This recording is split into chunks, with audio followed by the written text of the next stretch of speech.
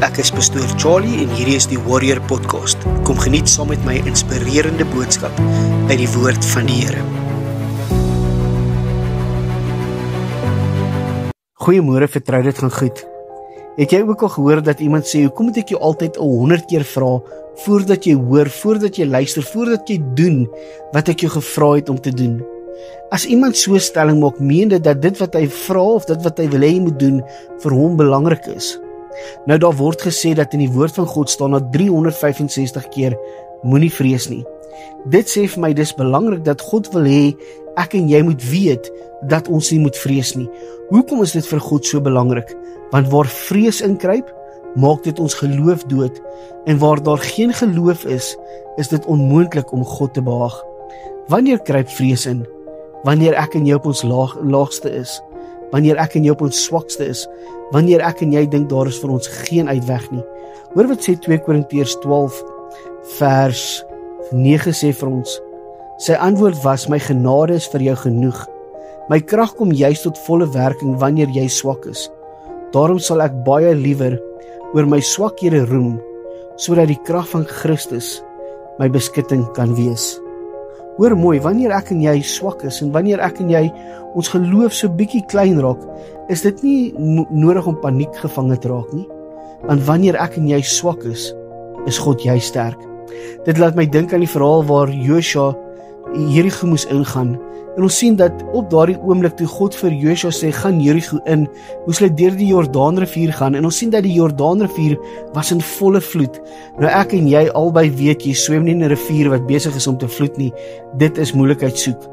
En ons sien dat Joshua staan hier op die banke van die Jordaanrivier en die volk kyk vir hom en hy moet sy geloof in God sit.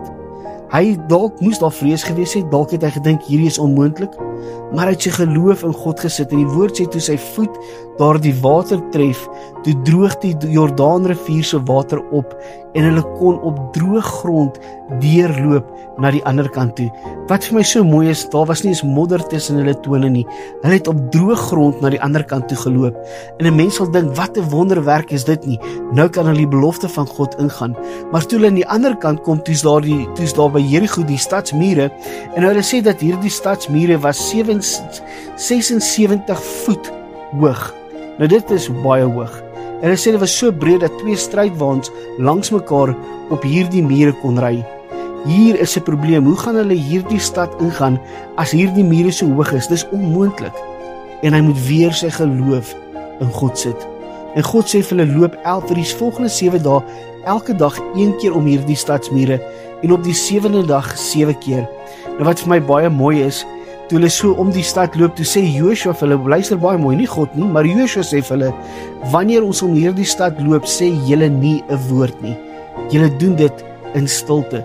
Nou ek dink, hoekom Joshua dit gesê het is, onthou 40 jaar van tevore, toe Moses die 12 spioene in Kanaan ingestuur het, om te kyk of dit regtig die land van melk en honing is, toe 10 van hulle teruggekom en 'n negatiewe verslag gegee. En omdat hulle negatiewe verslag gegee het en Moses hulle geglo het, kon hulle nie die belofte ingaan nie. En ek dink Joshua het gedink, hy gaan nie weer vir 40 jaar in daardie woestyn stap nie. Julle sê nie 'n woord nie. Dit is Spreuke wat vir ons sê, lewe en dood is in die mag van die tong, en hy wat lief is om te praat, sal die gevolge daarvan dra, goed of sleg. Wanneer ek en jy in 'n krisis is, wanneer ek en jy op 'n laagtepunt is, wanneer ek en jy swak is, wat sê ons? Let op wat ons sê, want baie keer kan ons wonderwerke doodpraat. En ons sien dat toe hulle op die 7de dag verbygaan, toe maak hulle groot lawaai, en daardie stadsmure val in mekaar in. En Joshua en die volk van God kon hulle belofte inneem daardie dag. Moenie dat vrees jou weghou van die beloftes wat God vir jou het nie. Mag jy vandag 'n goeie dag hê.